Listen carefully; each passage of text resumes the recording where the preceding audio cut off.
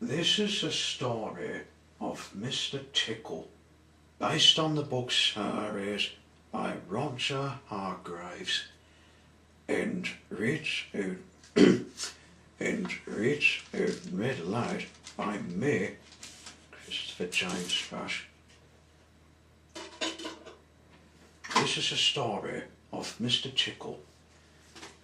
Mr. Tickle, aged in the past weeks ago, was really great. Now, this story about him is tickling somebody, which you might think this story is really funny and really silly indeed. Just really silly of what I've said to.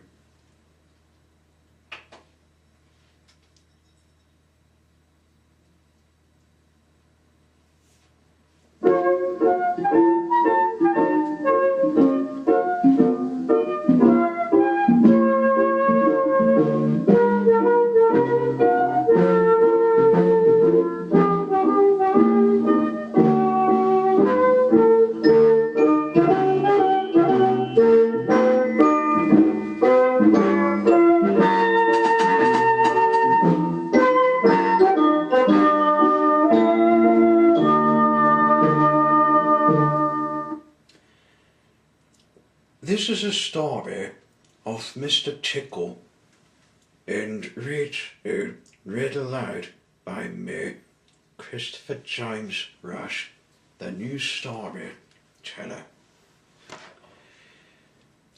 It was a warm, sunny morning. In his small house at the other side of the ward, Mr. Tickle was asleep. You didn't know that there was such a thing as a tickle, did you? Well, there is. Tickles are small and round, and they have arms that stretch and stretch and stretch. Extraordinarily long arms. Mr. Tickle was fast asleep. He was having a dream. It must have been a really funny dream, because it made him laugh out loud. And that woke him up. He sat up in bed, stretched his extraordinarily long arms, and yawned a really enormous yawn. Mr. Tickle felt hungry, so do you know what he did? He reached out one of his extraordinarily long arms, opened the bedroom door, reached down the stairs, opened the kitchen door, reached into the kitchen cupboard, opened a biscuit tin, took out a biscuit, brought it back upstairs and back to Mr. Tickle. As you can see, it's really useful indeed, having arms as long as Mr. Tickle's. Mr. Tickle munched his biscuit. He looked out of the window. Today looks really much like tickling day, he thought to himself. So, later that morning, after Mr. Tickle made his bed and cooked his breakfast, he set off through the ward. As he walked along, he kept his eyes really wide open, looking for somebody to tickle, looking for anybody to tickle. Eventually, Mr. Tickle came to school. There was nobody about, so reaching up his extraordinarily long arms to a high window ledge, Mr. Tickle pulled himself up and peeked in through the open window. Inside, he could see a classroom. There were children sitting at the desks and a teacher right writing on the blackboard.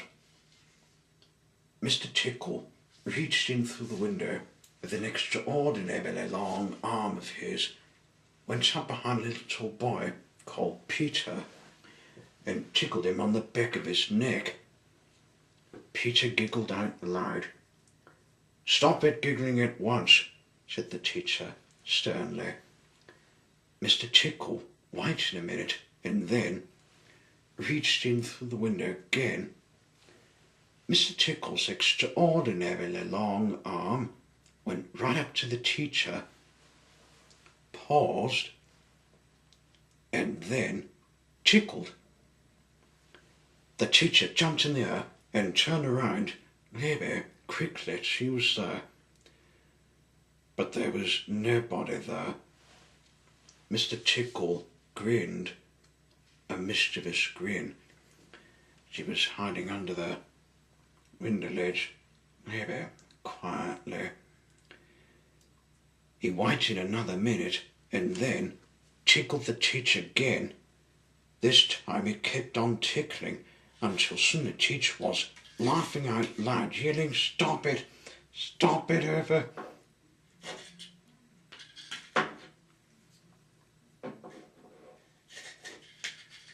"Stop it, over, over again." All the children were laughing too. It's such a funny sight. There was a terrible pandemonium.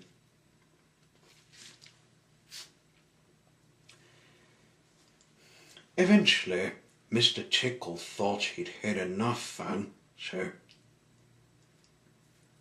he gave the teacher one more tickle for luck, and then very quietly brought his arm back through the open window.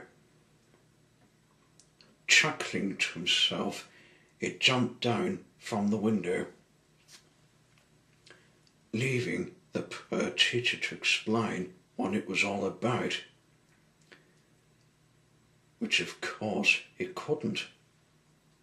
Then Mr. Tickle went to town, and what a day Mr. Tickle had.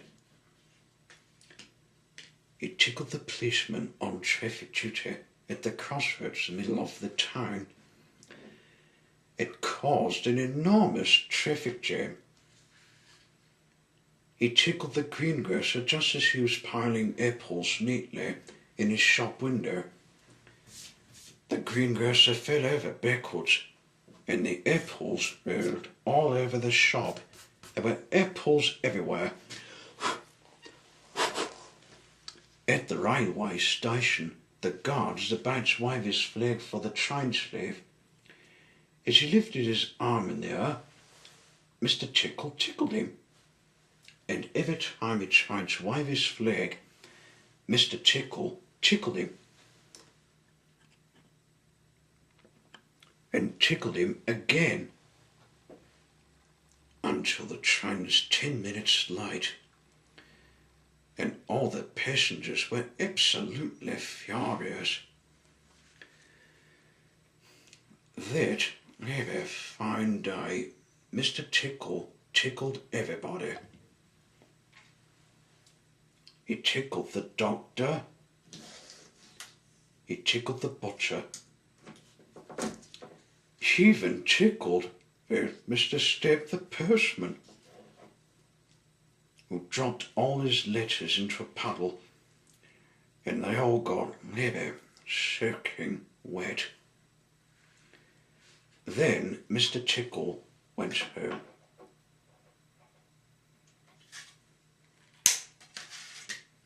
Sitting in his armchair in his small house at the other side of the ward, he laughed and laughed and laughed.